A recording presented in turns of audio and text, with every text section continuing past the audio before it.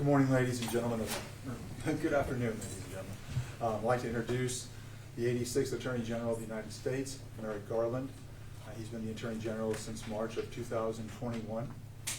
Prior to becoming the Attorney General, he did have prior history in the Department of Justice, serving in a number of different capacities in the Department of Justice and handling matters in our criminal, civil, and national security division. Handled a number of high-profile cases, the Oklahoma City bombing case, the Unabomber case. In addition to his work in the Department of Justice, Attorney General Garland also served in the judiciary. He was sworn in as a judge in the District of Columbia District Court, Circuit Court in 1997, and served there as a judge until he returned to the Department of Justice as the Attorney General. Here in the Northern District of Iowa, we're extremely pleased that he is able to be here today in Cedar Rapids, Iowa. And so without further ado, I present Attorney General Merrick Garland. Thank you, Tim. I appreciate it. Now, before we start on the matters that brought me here today, I want to note another important matter that took place today. This afternoon, a complaint was unsealed in the Eastern District of New York, charging an individual with ties to Iran, who we allege sought to hire hitmen to assassinate a politician or a U.S. government official on U.S. soil. As outlined in our complaint, in June of this year, the defendant met with several individuals in New York who we thought were hitmen, but who were in fact undercover law enforcement officers. For years, the Justice Department has been working to aggressively counter Iran's brazen and unrelenting efforts to retaliate against American government officials for the killing of General Soleimani. The Justice Department has brought multiple cases against individuals working on behalf of the Iranian government to lethally target Americans in the United States. But as I said last week, we expect that these threats will continue and that these cases will not be the last. The Justice Department will spare no resource to disrupt and hold accountable those who would carry out Iran's lethal plotting against Americans. Because this is an ongoing criminal matter, I'm limited in what else I can say about the matter. I do want to recognize that in the wake of the attempted assassination of former President Trump last month, the American people are more aware than ever about the seriousness of the threats facing our public officials. While our investigation into the attempted assassination remains ongoing, as the FBI has stated multiple times, we have not found any evidence that the shooter had accomplices or co-conspirators, either foreign or domestic.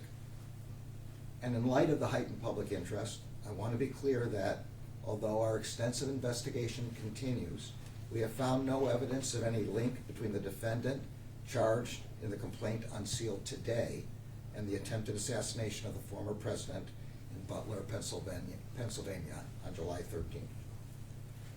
As I have said repeatedly, threats against public officials are threats against our democracy itself.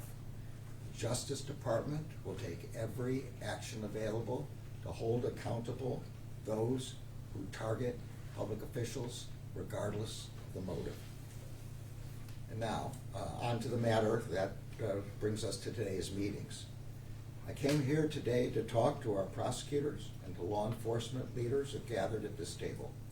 They are working together every day as partners in confronting violent crime and protecting the people of Iowa. When I became Attorney General 3.5 years ago, I knew that the most powerful tool we would have to address violent crime would be our partnerships. That was my experience as a line attorney prosecuting violent crime and drug trafficking in the early 1990s, and as a Justice Department official supervising and organizing our efforts in that regard later in the 1990s. So we built an anti-violent crime strategy rooted in strengthening our collaboration across federal law enforcement, with state and local law enforcement, and with the communities we all serve. And we fortified those partnerships by bringing to bear the latest technologies for identifying and prosecuting the individuals and gangs most responsible for violent crime in our communities. Our anti-violent crime strategy has meant zeroing in on those individuals and gangs responsible for making the most violent acts, making critical investments in police departments to hire more officers, and dedicating resources and initiatives aimed at preventing and disrupting violence before it occurs. It has also meant working side by side with our state and local law enforcement partners to arrest violent felons, seize and trace guns used in crimes, and disrupt violent drug trafficking. We now have some results. Last year, we saw one of the lowest violent crime rates in 50 years nationwide. That includes the largest drop in homicides in 50 years. And according to a recent report, the first 6 months of this year show the trend is continuing, with further declines in violent crime in more than 40 cities. But we know that progress in many communities is still uneven, and of course, there is no level of violent crime that is acceptable. That is why this U.S. Attorney's Office is continuing to work collaboratively with state and local law enforcement partners to protect communities from deadly drugs and violent crime. Last month, the work of this office, together with the Tri-State Drug Task Force, which consists of over 10 different agencies across Iowa, Nebraska, and South Dakota, resulted in a 19-year prison sentence for a defendant on gun and drug charges. The defendant led law enforcement on a high-speed chase that ended in a crash. He was found in possession of more than 150 pounds of stolen marijuana, roughly a pound of methamphetamine, and 3 firearms. As part of the Organized Crime Drug Enforcement Task Force program, what we call OCDF, this office has also worked diligently to identify, disrupt, and dismantle the highest level violent crime and drug trafficking organizations operating in the country. In April of this year, this office successfully prosecuted an individual who distributed fentanyl and heroin to an Iowa man who overdosed and died as a result. The defendant advertised his product on a private online forum for recovering heroin users, and he shipped his product nationwide. He has been sentenced to more than 30 years in prison. In May, the office again worked to secure a 15-year sentence for an Arizona man responsible for sending thousands of fentanyl pills to Marion, Iowa.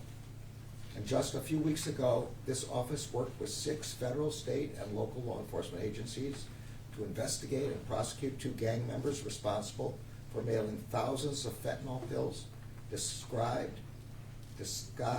as prescription painkillers to Sioux City.